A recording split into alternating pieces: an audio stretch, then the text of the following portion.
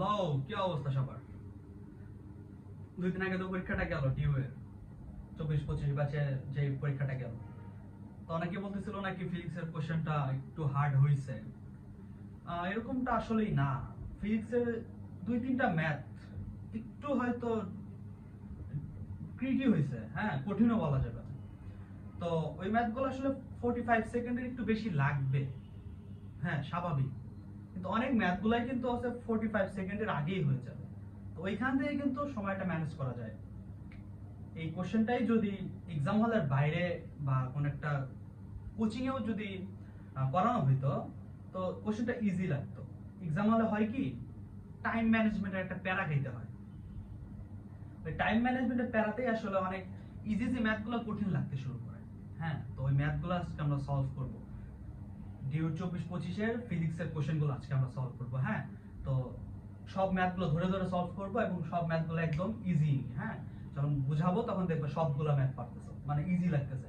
Exam হলে হয়তো প্রেসারের কারণে তোমরা অনেকে নার্ভাস ফিল করছো, কিন্তু যাই হোক, ব্যাপার না। একটা এক্সাম গেছে, আরো এক্সাম আসবে সামনে, জিএসটি আছে, তারপরে ইঞ্জিনিয়ারিং এক্সামগুলো এখনো আছে। যাই হোক, আসো আমরা ম্যাথগুলো আস্তে আস্তে সলভ করা শুরু করি। প্রথম কোশ্চেনটা কি বলছে দেখো। নিচের কোনটি এ থেকে ই বিন্দু পর্যন্ত একটি সরল দোলকের ববের ত্বরণ ভালোভাবে চিত্রায়িত করে? আচ্ছা, একটা কথা বলো, সরল দোলকের ববের ত্বরণ, সরল দোলকটা কি একটি পর্যাবৃত্ত গতি না?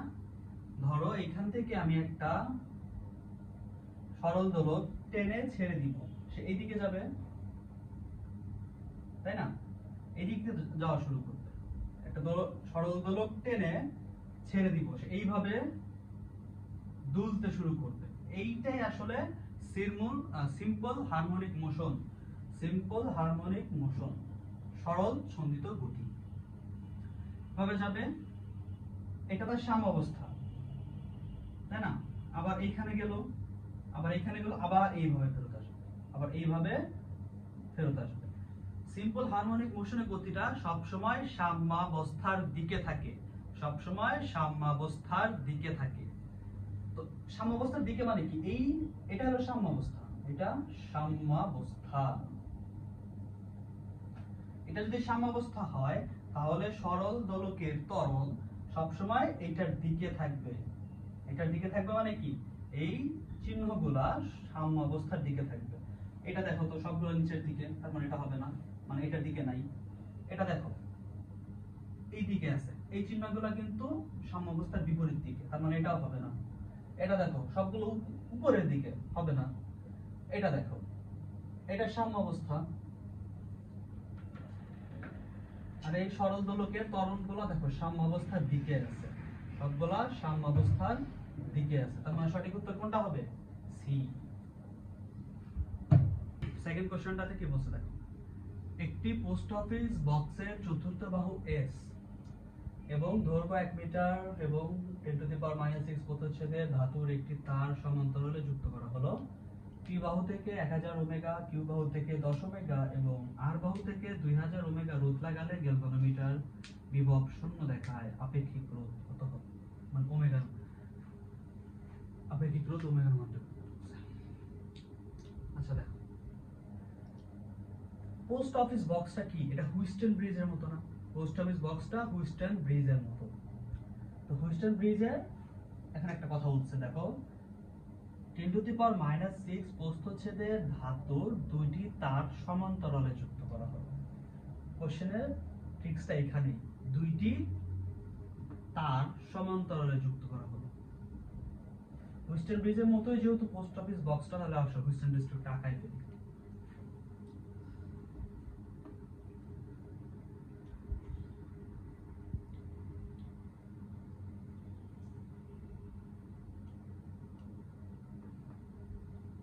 এটা একটা হুইস্টন ব্রিজ। হ্যাঁ, এটা পি, এটা কিউ, এটা আর, এটা এস। এখন দেখো কি বলছে, পোস্ট অফিস বক্সের চতুর্থ বাহু এস এর দৈর্ঘ্য 1 মিটার। আচ্ছা, এটার দৈর্ঘ্য 1 মিটার, ভালো কথা। 10⁻⁻6 প্রস্থচ্ছেদের ধাতুর দুটি তার সমান্তরালে যুক্ত করা হলো। এস এর সাথে দুইটা তার সমান্তরালে যুক্ত করা আছে। এইটা একটা তার, এটার একটা দাগ সমান্তরালে যুক্ত করা আছে, এটা সমান মানে, তাহলে এটা ধরো তোমার x, এটা ধরো x, এটা তুল্যরোধ বের করো, এটা তুল্যরোধ কত হবে, s সমান 1/x প্লাস 1/x এর পুরাটার ইনভার্স, তাহলে কি আসবে দেখো, x লসাগু হলে উপরে থাকবে 2 পুরোটার ইনভার্স, তাহলে এটাকে উল্টাই দিলে x/2, রাইট। আচ্ছা আমাকে কি বলছে দেখো তো, আপেক্ষিক রোধ, তাহলে দেখো রোধ R, হ্যাঁ এটাকে আমি x লিখতেছি এখানে, x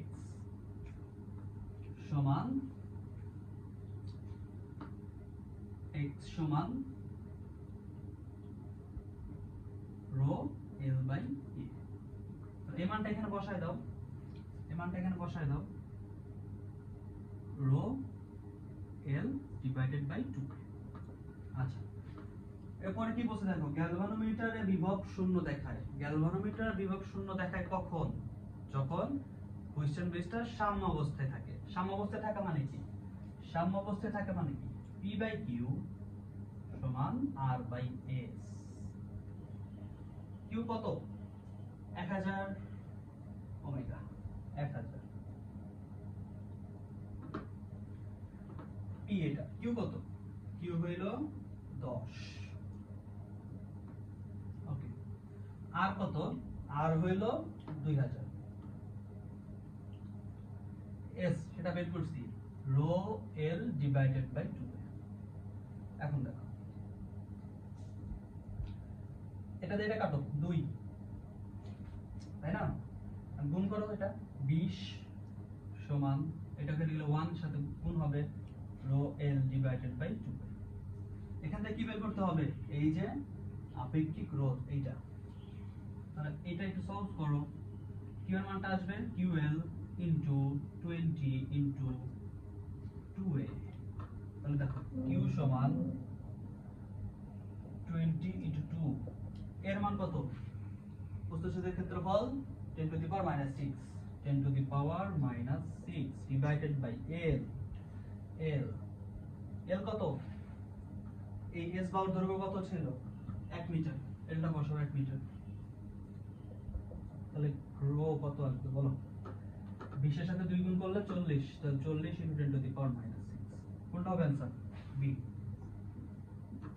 দেখছো কত ইজি ম্যাথ। 3 নাম্বার ম্যাথটাতে কি বলছে দেখো, একটি আনুভূমিক ঘর্ষণ তলের উপর একটি কণা প্রাথমিকভাবে স্থির আছে, ভালো কথা, কণাটির উপর ধ্রুব আনুভূমিক বল F প্রয়োগ করা হলো, ভালো কথা, নিচের কোণটি W বনাম V এর গ্রাফ প্রকাশ করে, এটা কোনো অঙ্ক হইলো, এগুলো একাডেমিক ম্যাথ, এগুলো ঠিক আছে, এগুলো খুব আহামরি কিছু না, ঠিক আছে, খুবই ইজি ম্যাথ। দেখো ধরো এইখানে আমার কাছে এই বস্তুটা ছিল, হ্যাঁ এখানে আমার কাছে এই বস্তুটা ছিল আনুভূমিক তলের উপর, ঠিক আছে, প্রথমে কিন্তু স্থির অবস্থাতে ছিল, স্থির অবস্থা থাকা মানে কি, u এর মান 0, এরপরে ধ্রুব বল প্রয়োগ করা হলো, এটার উপরে F বল প্রয়োগ করা হয়েছে, F বল প্রয়োগ করার পরে সে হয়তো একটা দূরত্ব, নির্দিষ্ট দূরত্ব অতিক্রম করছে, এইখানে আসছে, এইখানে যখন আসছে তখন তার বেগ বাড়ছে, শুরুতে ছিল u0, এখন বেগটা বেড়ে হয়েছে v, ঠিক আছে, তো এখন আমাকে বলছে w বনাম v এর গ্রাফ, মানে কাজ বনাম v এর গ্রাফটা বলছে। আচ্ছা দেখো এইখানে যখন ছিল তার গতিশক্তি কি ছিল বলতো, half m u square, u এর মান 0 স্কয়ার, তার মানে 0, এখানে যখন আসছে তখন হাফ m স্কয়ার হয়েছে। কাজ শক্তি উপপাদ্যতে কি বলে বলতো, বস্তুর গতিশক্তির পরিবর্তন তার কৃত কাজের সমান, বস্তুর গতিশক্তির পরিবর্তন তার কৃত কাজের সমান, তাহলে এখানে গতিশক্তির পরিবর্তন কত, হাফ mv স্কয়ার থেকে 0 বাদ দাও, হাফ mv স্কয়ার, তাহলে w সমান হাফ mv স্কয়ার, ঠিক আছে। এখন দেখো তো এই হাফ এটা ধ্রুবক, m সেটাও ধ্রুবক, তাহলে সরায় ফেলো, ধ্রুবক আনো কনস্ট্যান্ট ইনটু v স্কয়ার, কারণ কনস্ট্যান্ট এই পাশে নিয়ে আসো তো 1 বাই কনস্ট্যান্ট, তাহলে v স্কয়ার সমান 1 বাই কনস্ট্যান্ট, সেটাও একটা কনস্ট্যান্ট রাইট, ইনটু w। এই কনস্ট্যান্ট এর পাশে আসছে 1 বাই কনস্ট্যান্ট, 1 বাই কনস্ট্যান্ট নিজেও একটা কনস্ট্যান্ট, সেটা কনস্ট্যান্ট দাও প্রাইম। ওকে, এখন বলো তো v কোন অক্ষে আছে সবগুলোতে? x অক্ষে, বসাও x স্কয়ার, v এর জায়গায় বসাও x স্কয়ার। w কৃতকাজ সেটা কোন অক্ষে? y অক্ষে, বসাও y। কনস্ট্যান্ট সেটাকে ধরো 4a, x স্কয়ার সমান 4ay। এটা কি? প্যারাবোলা, পরাবৃত্তের সমীকরণ। পরাবৃত্ত কেমন? পরাবৃত্ত হলো এরকম, এই যেটা হলো পরাবৃত্ত। তো আমার তো লাগবে ধনাত্মক দিকেরটা, ঋণাত্মক দিকেরটা তো দরকার নাই। ধনাত্মক দিকেরটা যদি রাখি তাহলে কোনটা থাকবে বলো তো? এতটুকু। তো এটা কোথায় আছে? এই তো বি নাম্বারে আছে, বি নাম্বারটা হবে অ্যান্সার। এমআরটাতে কি বলছে? একটি তাপগতীয় সিস্টেমকে একটি ভিন্ন পথে এ অবস্থা থেকে বি অবস্থাতে নেওয়া হলো। বুঝো কি বলছে? একটি তাপগতীয় সিস্টেমকে দুটি ভিন্ন পথে এ অবস্থা থেকে বি অবস্থায় নেওয়া হলো। এটা ধরো এ পথ, এ এটা বি। হ্যাঁ, একটি তাপগতীয় সিস্টেমকে এইভাবে নিছি, একটা উপায়। আরেকটা ভিন্ন দুই ভাবে যেহেতু নিছি তাহলে আরেকটা ভাবে এইভাবে নিছি। ওকে, দুইটা ভিন্ন পথে নিছি কিন্তু এ থেকে বি তেই নিছি। এটা ঘুরাই ফিরে বিতেই আসছে, এটা ঘুরাই ফিরে বিতেও আসছে। তুমি যদি এভাবেও বলতা বিতেই আসছে, এভাবে বলো বিতেই আসছে। তুমি যেভাবেই নাও না কেন এ থেকে বিতে নিতে হবে, এটা বলছে। এটা এ, এটা বি, একটা পথ এইটা আর একটা হইলো এটা। ওকে, এখন দেখো বলছে একই দুটি পথের তাপ শোষণ ও কৃতকাজ যথাক্রমে Q1 Q2। এই পথে যখন আমি আনছি তখন তাপ শোষণ সেটা হলো Q1, এটা Q2, এবং কৃতকাজ W1 ও W2, এটা W1, এটা W2। মানে উপর দিয়ে যখন গেছি তখন Q1 W1, আর নিচ দিয়ে যখন আসছি তখন Q2 W2 দুইটা আলাদা। আচ্ছা দেখো নিচে কোনটি সঠিক? চারটি ইকুয়েশন দিয়েছে, নিচে কোনটি সঠিক? দেখো এইটার Q1 এইটার Q2 আলাদা, এখানে দিয়েছে Q1 Q2 সমান। আমাকে তো কোশ্চেনে বলছে দুইটা আলাদা, তার মানে হবে না, কোশ্চেন দেখে বোঝা যাইতেছে হবে না। দুই নাম্বারটা কি বলছে? W1 W2 দুইটা সমান, এখানে তো বলেই দিয়েছে W1 W2 দুইটা আলাদা, তার বি হবে। কোশ্চেন দেখে কিন্তু বোঝা যায়, তাই না? বোঝা যাইতেছে এ বি হবে না। এখন সি ডি এর মধ্যে যে কোনো একটা হইতে পারে, একটা পসিবিলিটি আছে। আচ্ছা দেখো দেখো আমি এ থেকে বি তে আসছি না, এই পথে এ থেকে বি তে আসছি না, তাহলে কি আমি যেই পথ দিয়ে যাই না কেন আমার যদি গন্তব্যস্থল একই থাকে, যদি গন্তব্যস্থল একই থাকে তাহলে এদের মাঝের অভ্যন্তরীণ শক্তি ইউ এটা সমান, ইউ সমান। এই পথ দিয়ে যাও বিতেই গেছো, এই পথ দিয়ে যাও বিতেই গেছো, তার মানে আদি বিন্দু শেষ বিন্দু সমান, মানে একটাই। তার মানে ওদের অভ্যন্তরীণ শক্তি ইউ এটা সমান থাকবে। ইউ যদি সমান থাকে তাহলে এইটার U1 আর এইটার U2 এই দুটো সমান, ঠিক আছে? তাহলে লেখা যাবে না U1 সমান U2, রাইট? ওকে, এখন তাপগতীয়বিদ্যার প্রথম সূত্র কি বলে? Q সমান Q সরি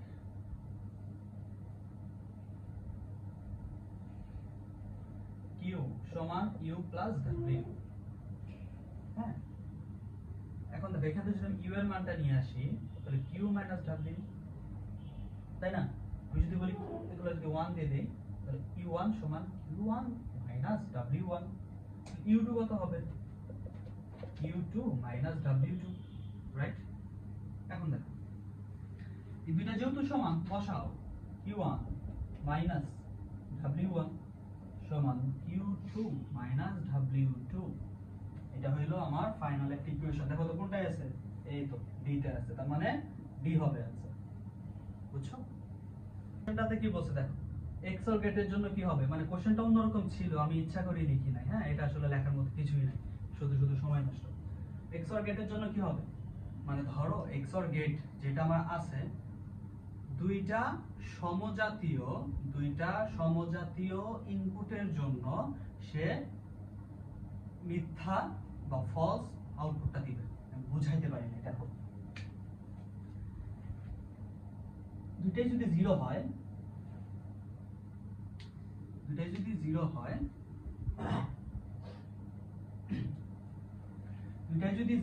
ইনপুট, তাহলে আউটপুট আমাকে জিরোই দিবে, সমজাতীয় হইবে। দুইটাই যদি 1 হয়, আমাকে দুইটাই সমজাতীয় ইনপুট, তাহলে আউটপুট কি দিবে? জিরো, মিথ্যা। দুইটা যদি আলাদা হয় 0 1, তাহলে এটা কি সত্য? এটা 1 দিবে। আবার 1 0, এটা কি হবে? 1 দিবে। দুইটা ভিন্ন হইলে সত্য প্রমাণ করবে, মানে 1। দুইটা সমজাতীয় হইলে 0, মিথ্যা প্রমাণ করবে। তো কোশ্চেনটা ছিল, মানে অপশন সি তে ছিল যে দুইটা ভিন্ন হইলে 1 হবে আর কি, এটা ঠিক আছে। 6 নাম্বার কোশ্চেনটাতে কি বলছে দেখো, একটি প্রোটনের গতিশক্তি এর মোট শক্তির 75%। 75% মানে কি? 3/4। প্রোটনের দ্রুতি কত হবে? বেশ ভালো ম্যাথ, আধুনিক পদার্থবিজ্ঞানের বেশ ভালো একটা ম্যাথ। আচ্ছা দেখো, আধুনিক পদার্থবিজ্ঞানের মোট গতিশক্তি হইল m - m0 c²।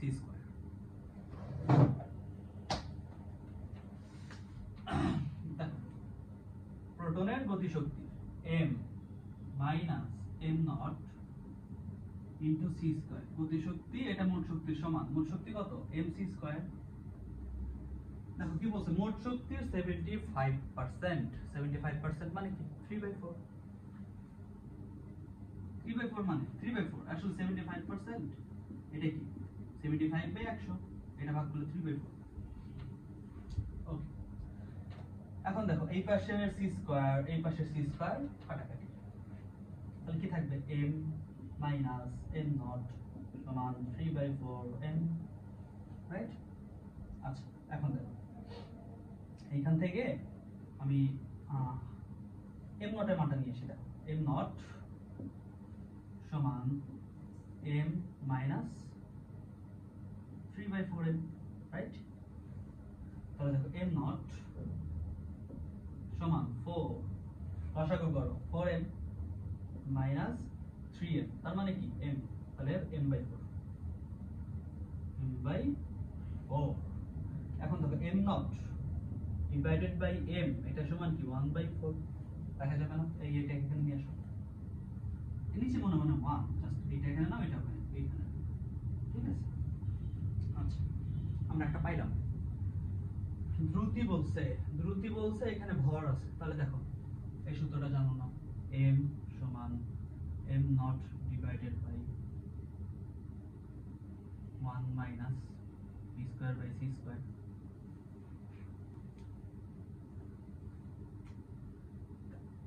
m0 by m, এটা নিয়ে এসো, m0 বাই m নিয়ে এসো, তাহলে কি থাকবে? √1 minus b² by c², right? দেখো m0 বাই m এটা সমান কি? 1/4। 1/4, ওকে? তাহলে দেখো √1 মাইনাস b² বাই c²। এখন বর্গ করো, 1/16। 1/16 সমান 1 মাইনাস b² বাই c²।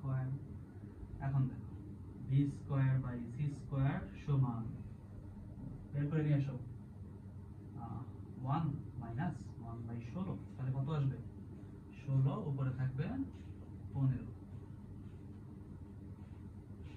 তাহলে এখন দেখো v² মানটা যদি আমি নিয়ে আসি 15/16 c², ওকে? এখন দেখো রুট স্কয়ারটার পাশে দাও, তাহলে v সমান √15/4 c, এটা হইল রুট। এটা কোথায় আছে? এ নাম্বারটা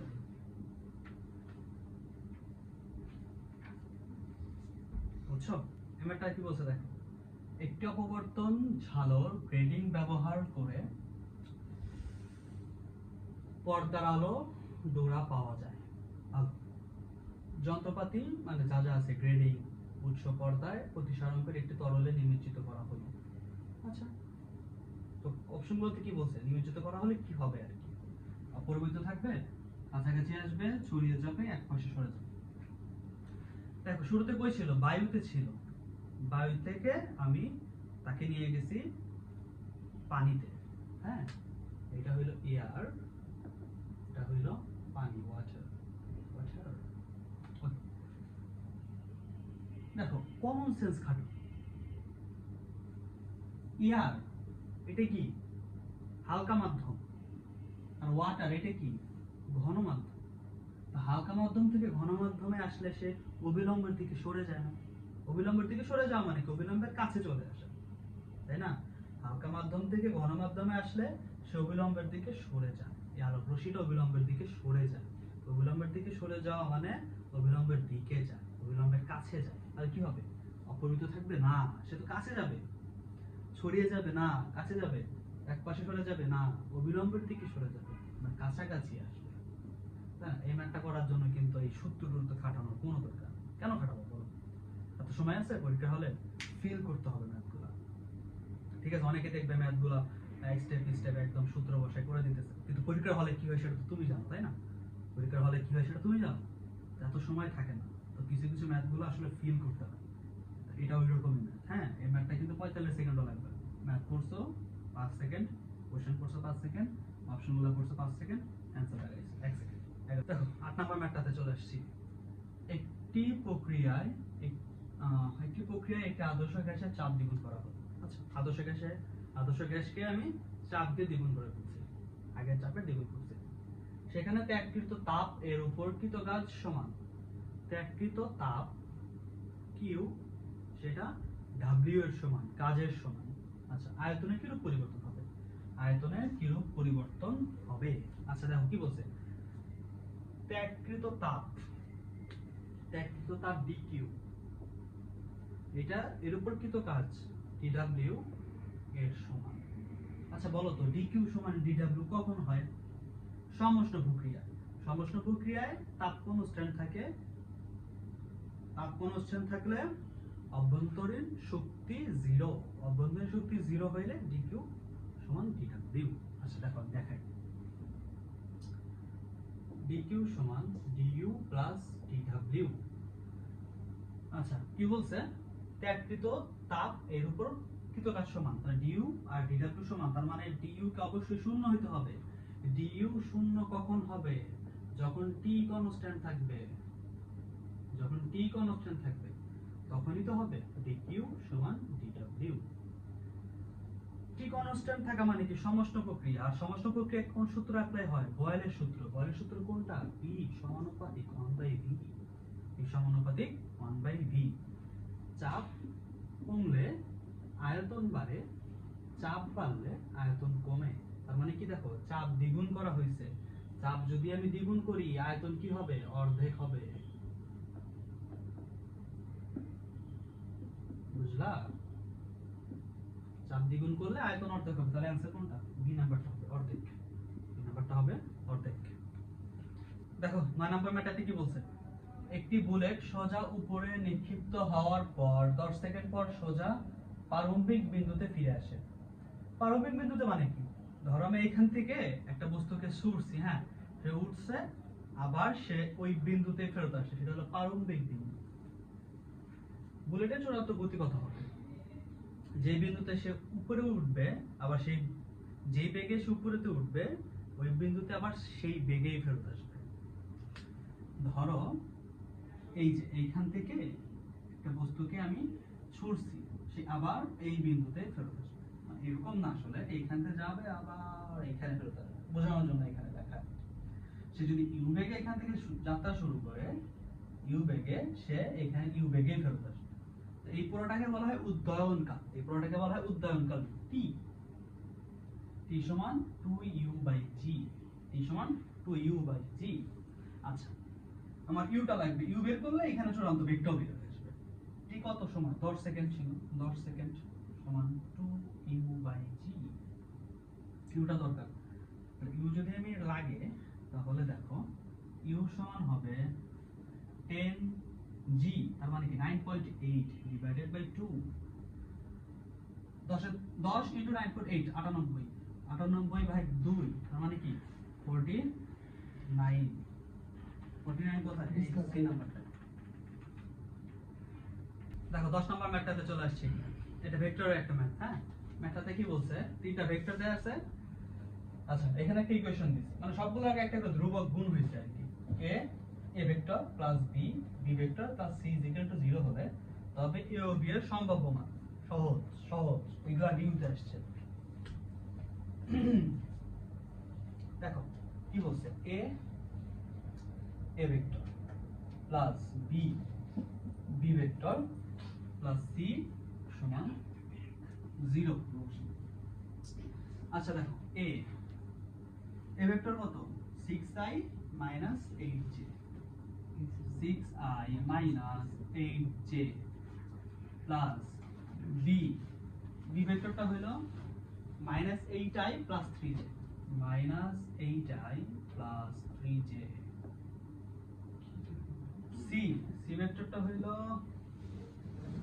26i plus 19j সমান 0। আচ্ছা ঠিক আছে, এখন আমি i এর প্রপার্টিগুলো, j এর প্রপার্টিগুলো আলাদা আলাদা করব। তাহলে দেখো i কি লেখা যাবে, 6 এ a গুণ হয়ে যাচ্ছে, এখানে হবে মাইনাস 8b, মাইনাস 8b, আর এখানে আছে প্লাস 26 প্লাস j গুলো না, যেগুলো না যে নিলে দেখো মাইনাস 8a, এই পাশ থেকে প্লাস 3b, আর এখানে আছে প্লাস 19 সমান 0। দেখো 0 এর কিভাবে লেখা যাবে, 0 i cap plus 0 j cap, মান তো 0ই আসবে তাই না। জাস্ট এই পাশে i যে প্রপার্টিগুলো আনার জন্য আমি গুণ করছি। এখন দেখো এই পুরোটাই একটা ইকুয়েশন, এই পুরোটাই যদি ইকুয়েশন হয়, সহগ সমীকৃত অনুযায়ী i এর সহগ আর এই পাশে i এর সহগ সমান, এই পাশে j এর সহগ এই পাশে j এর সহগ সমান। তাহলে লেখো 6a minus 8b plus 26 সমান 0। এটা এক নম্বর সমীকরণ দাও। পরেরটা minus 8a plus 3b plus 19 সমান 0, এটা দুই নম্বর সমীকরণ দাও। মানে এই দুইটা সমীকরণ সলভ দিলে a আর b এর মান পাবা। a এর মান আসবে 5, b এর মান আসবে 7। দেখো বলে দেই কিভাবে। এক নম্বর সমীকরণকে 8 দিয়ে গুণ দিবা, আর দুই নম্বর সমীকরণকে 6 দিয়ে গুণ দিয়ে ম্যাথ সলভ করবা, आंसर পাবা। দেখো 11 নম্বর ম্যাথটাতে চলে আসছে। কি বলছে, একটি বর্গক্ষেত্রে দুইটি বিপরীত শীর্ষে কিউ চার্জ স্থাপন করা হলো, অপর দুইটি শীর্ষে ছোট কিউ। কিউ চার্জের যে কোণটির উপর লব্ধি বল যদি শূন্য হয়, কিউ বাই কিউ এর মান কত, মানে ছোট কিউ বাই বড় কিউ এর মানটা কত।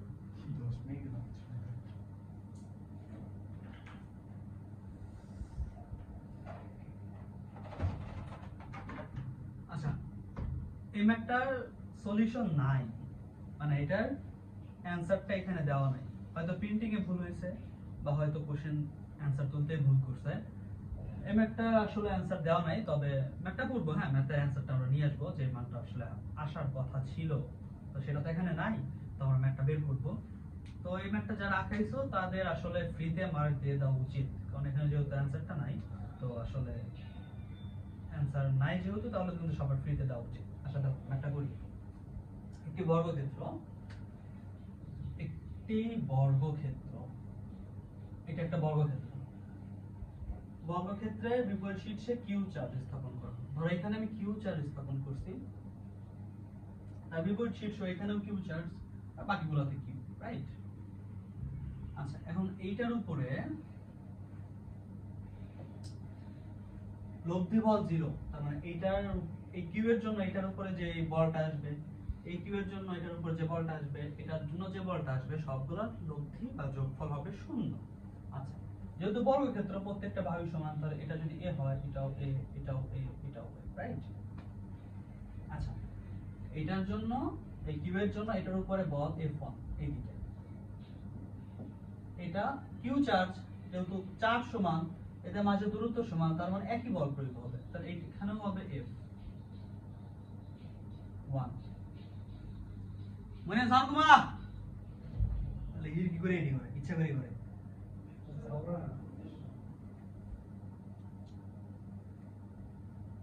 আর এই কিউ চার্জের জন্য এই দিকে থাকবে, এটা ধরো F2, এটা হলো F2, ঠিক আছে? এখন এই তিনটা লব্ধি হবে শূন্য, যদি শূন্য হয় তাহলে কিউ বাই কিউ এর মান কত হবে? আচ্ছা ঠিক আছে, ভালো কথা, আমি শূন্য বের করব। ওকে, দেখো del f সমান f1 plus f1 plus f2, এটা হবে 0, ঠিক আছে? আচ্ছা দেখো এই পুরোটাকে আমি আলাদা করে লিখি, f1 vector plus f2 vector, দেখো এই f2 টা ওই পাশে দাও মাইনাস f2 ভেক্টর, ঠিক আছে? এখন দেখো এই দুইটা ভেক্টরের মান বের করব, দুইটার যোগফল, এটা f1 এর দিকে, এটা f1 এর দিকে, দুইটা সমান মানের ভেক্টর, এদের মাঝের কোণ 90, দুইটা সমান মানের ভেক্টর মাঝের কোণ যদি 90 হয় তাহলে লব্ধি ভেক্টর কত হবে? যেহেতু f, সরি এটা f1 হবে, এটা যদি f1 তাহলে হবে √2f1, কোথা থেকে আসছে? r সমান √p² + q² + 2p cos alpha, p এর মান p², q এর মান p² + 2p² cos 90 মান 0, তাহলে পুরোটা 0, তাহলে √p² + p² মানে √2p² ডিভাইডেড বাই √2p, মানে এখানে p তো না, এটা f, তাহলে √2f, √2f1 আর f2 মাইনাস f2, দেখো এইটার জন্য মানে কিউ চার্জের জন্য এটার উপরে বল, এদের মাঝে দূরত্ব কত? এটা যেহেতু বর্গক্ষেত্র, এটা যেহেতু কর্ণ, তাহলে হবে √2a, তাই না? √2a। আচ্ছা দেখি মাইনাস f2, f1 এর মানটা বের করব, √2 c q বড় কিউ ছোট কিউ ডিভাইডেড বাই a² সমান মাইনাস f2, f2 এর মানটা তো বের করব, তাই না? c বড় কিউ, এটাও কিউ এটাও কিউ, তাহলে q into q divided by দূরত্বের স্কয়ার, দূরত্ব √2a স্কয়ার, তাহলে 2a স্কয়ার, 2a স্কয়ার। এখন দেখো কি কি কাটা যায়, অনেক অনেক প্রপার্টি কাটা যাবে, a স্কয়ার a স্কয়ার কাটা যাবে, এই cq সরি cq আর এই পাশে cq কাটা যাবে, তাহলে কি পড়ে থাকে দেখো তো আলটিমেটলি, আমি এই লাইনটাকে এখানে লিখছি, এখানে থাকবে √2q সমান এই পাশে থাকবে minus q divided by 2, right? এখন দেখো এই কিউটাকে এখানে দাও, এই কিউটাকে এখানে নিয়ে আসো, তাহলে 2√2 মাইনাস q ডিভাইডেড বাই ছোট হাতের q, আমাকে কিন্তু পজিটিভ চাইছে, তার মাইনাসটা এই পাশে দাও, তাহলে আলটিমেট অ্যানসার কি আসবে? q বাই ছোট হাতের q সমান মাইনাস 2√2। দেখো এখানে কিন্তু অ্যানসারটা নাই, হ্যাঁ মাইনাসটা ছিল আর কি কোশ্চেনে। আচ্ছা দেখো অ্যানসার এটা কাছাকাছি, আমার মনে হয় এইখানে আসলে √2টা দিতে গিয়ে দেখো -2 মানে দিকে এটা চলে আসছে হয়তো প্রিন্টিং মিস্টেকে, কিন্তু হয়তো ভুল হয়েছে, কিন্তু অ্যানসার হবে এটা -2√2, ওকে?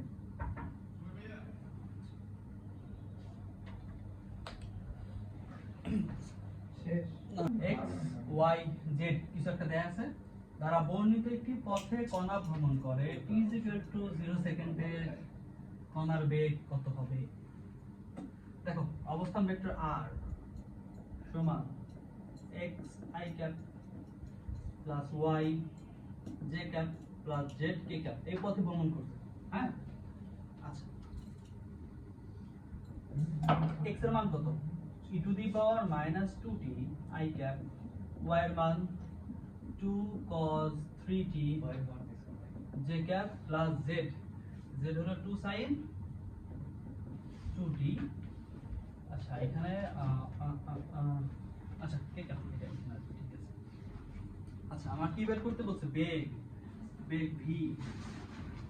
v সমান হইল অবস্থান ভেক্টরের পরিবর্তনের হার, এটা ডিফারেন্সিয়েশন তাই না? আচ্ছা আমরা করি e to the power -2t, 2 ধ্রুবক বাইরে আসবে -2, আর e to the power 2t এর differentiation e to the power 2t হবে, e to the power 2t it। আচ্ছা এরপরে দেখো এইটা 3 ধ্রুবক বাইরে আসবে, তাহলে 2 এর সাথে 3 গুণ হলে 6, আর sin cos 3t হলো minus sin 3t, sin 3t minus j cap plus এই 2 বাইরে আসবে 4, sin এর হলে cos, sin এর cos cos 2t ঠিক আছে। বলছে t = 0 সেকেন্ড সময়, t = 0 সেকেন্ড, তাহলে দেখো t এর মান 0 যদি বসাও e to the power 0, e to the power 0 বা কোনো কিছুর পাওয়ার 0 হওয়া মানে 1, 1 হইলে -2i, ঠিক আছে। এখানে t sin 3t, তাহলে sin 3 * 0 sin 0, sin 0 মান 0, তাহলে পুরোটা 0 পড়ে গেছে, পুরোটা 0 পড়ে গেছে। আচ্ছা 2 cos 2t, t এর মান 0, 2 * 0 cos 0, cos 0 মান 1, তাহলে 4t, आंसर হবে 4t, এটা आंसर। হ্যাঁ আমি ইচ্ছা করে অপশনগুলো তুলি নাই। দেখো এরপরে ম্যাথটা কি বলছে, n = 2 n1 শীত পরে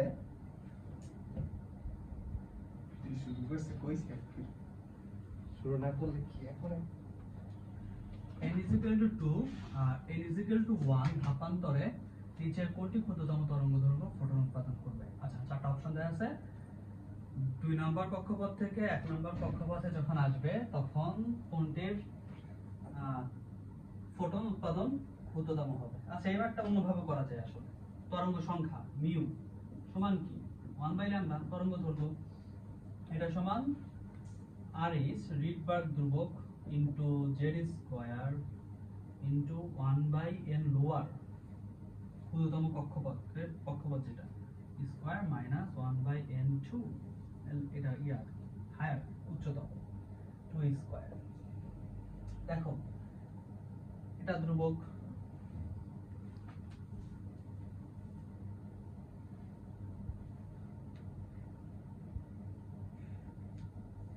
আবার শুরু থেকে করা লাগবে, বা ময় 1 ঘন্টার উপরে খাড়া হইছে বা ব্যথা দিছে আমার ভিডিওতে সমস্যা। দেখো এই তরঙ্গ দৈর্ঘ্যটা কার উপর ডিপেন্ড করতেছে, রিডবার্গ ধ্রুবক সেটা তো ধ্রুবক, n1 সেটা কোন ফিক্সড, এটা মানে নিম্নতম কক্ষপথ এটা ফিক্সড, উচ্চতর কক্ষপথ এটা ফিক্সড, তো z এর উপর ডিপেন্ড করতেছে, তাহলে 1/λ সমানুপাতিক z স্কয়ার। যার পারমাণবিক সংখ্যা বেশি তার তরঙ্গ দৈর্ঘ্য কম, তরঙ্গ দৈর্ঘ্য কম হওয়া মানে ক্ষুদ্রতম তরঙ্গ দেখাবে, তার মানে z এর উপর ডিপেন্ড করতেছে, z এর মান যার বেশি তার সবথেকে কম হবে। হাইড্রোজেনের 1, হাইড্রোজেন প্লাস, লিথিয়াম 2 প্লাস, এই চারটার মধ্যে লিথিয়ামের সবথেকে বেশি, লিথিয়ামের সবথেকে বেশি হলে এটা তরঙ্গ দৈর্ঘ্য সবথেকে কম হবে। তাহলে দেখো 14 নম্বর ম্যাথটাতে চলে আসছি, পৃথিবীর পৃষ্ঠ হতে m ভরের একটি বস্তু উল্লম্বভাবে উপরের দিকে নিক্ষিপ্ত করা হলো, m ভরের একটি বস্তু উপরের দিকে নিক্ষিপ্ত করা হয়েছে, বস্তুটি সর্বোচ্চ rm উচ্চতায় ওঠে। আচ্ছা আদিবেগ v কত, বেগটা বের করতে বলছে, বেগটা বের করতে বলছে। আচ্ছা দেখো এটা হলো পৃথিবী, হ্যাঁ এটা পৃথিবী, এইখান থেকে একটা বস্তুকে একটা উচ্চতায় তোলা হয়েছে, সেটা হলো rm উচ্চতায়, এটা হলো পৃথিবীর কেন্দ্র, সবকিছু কেন্দ্র থেকে বিবেচনা করা হবে, পৃথিবীর কেন্দ্র হলো r, ব্যাসার্ধ r বলছে, আর এর ভর m, পৃথিবীর ভর m, আর এটার ভর ছোট m বলেই দিছে, দেখো ছোট m, তো বেগটা কত হবে, মানে এই যে বেগে যে ছুটছি এই বেগটা কত হবে, আদিবেগ। আচ্ছা উচ্চতায় তুলতে একটা কৃতকাজ লাগছে না, একটা কাজ লাগছে না, আচ্ছা একটা উচ্চতায় তুলতে কৃতকাজ w, এটা সমান হইল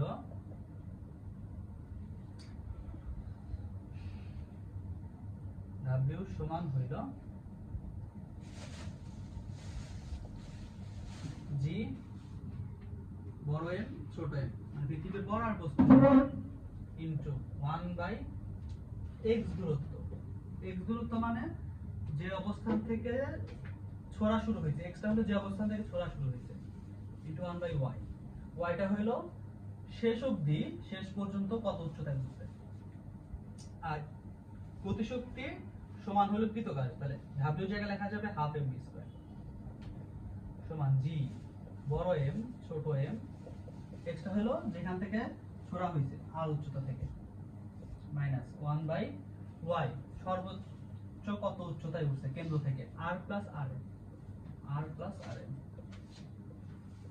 আচ্ছা দেখো এই পাশ থেকে এই m কেটে যায়, তো এখান থেকে আমার v টা বের করতে হবে। v টা বের করো, v স্কয়ার r টা পাশে গেলে 2 হবে, 2gm 1/r minus 1/r plus rm।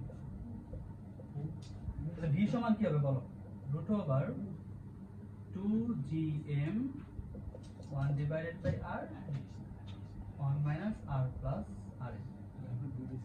হ্যাঁ এটাই আসলে ইয়াতে ছিল, অপশনে ছিল, আমি অপশনটা উঠাই নেই ইচ্ছা করে। হ্যাঁ আচ্ছা, অপশনগুলো বড় বড় ছিল তো লিখতে একটু প্যারা লাগতেছিল। দেখো লাস্ট ম্যাথটাতে চলে আসছি। 1 মিটার দৈর্ঘ্য ও 20 সেন্টিমিটার ব্যাসার্ধ বিশিষ্ট একটি আনুভূমিক রডের এক প্রান্তে একটি দেয়ালের সাথে সুদৃঢ়ভাবে আটকানো আছে। আচ্ছা দেখো এই পর্যন্ত আগে লিখি। একটি দেয়ালের সাথে একটা রড এইভাবে আটকানো ছিল, হ্যাঁ সুদৃঢ়ভাবে। রডটির অপর প্রান্তে 3.14 কেজি ভর ঝুলানো আছে। এই প্রান্তে একটা ভর ঝুলানো আছে, সেটা হলো 3.14। স্বাভাবিকভাবে রডটা একটু হেলে পড়বে, হ্যাঁ রডটা হেলে ধরো এখানে চলে আসছে। একটি কৌণিক বিকৃতি হয়েছে, কৌণিক বিকৃতি হয়েছে থিটা, সেটা কত 0.01, এটা হলো 0.01। কি বলছে, রডটির দৃঢ়তার গুণাঙ্ক কত, দৃঢ়তার গুণাঙ্ক ইটা, দৃঢ়তার গুণাঙ্ক ইটা, এটা সমান হইলো চাপ বাই থিটা। তার চাপ হলো f by a divided by theta, ঠিক আছে। আচ্ছা এটা সমান লেখা যাবে f divided by a theta. f সমান কি mg divided by a theta. Okay, এখন দেখো m কত কেজি ভর, ভরটা হলো এই যে 3.14 g, g এর মানটা 10, এখানে বলা নাই মানে কোশ্চেনে ছিল আমি উঠাতে ভুলে গেছি, g এর মানটা 10। ওকে, a এটা হলো পাই r স্কয়ার, পাই 3.14 যেটা 31.4, সরি 31.4, 31.4। ওকে 31.4, পাই হলো 3.14, r স্কয়ার 20 সেন্টিমিটার, তাহলে 10 to the power -2 metre, metre থেকে ব্যাস, তাহলে ব্যাসার্ধ 2 তে গুণ হবে,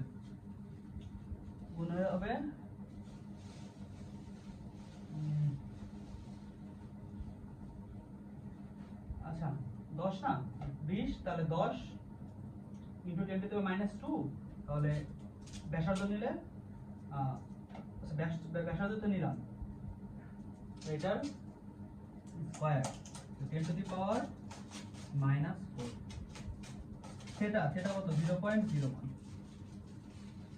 ওকে, এখন দেখো 3.14 এটাতে ভাগ দাও, 31.4 কে 10, তাহলে 10 ইনটু 10,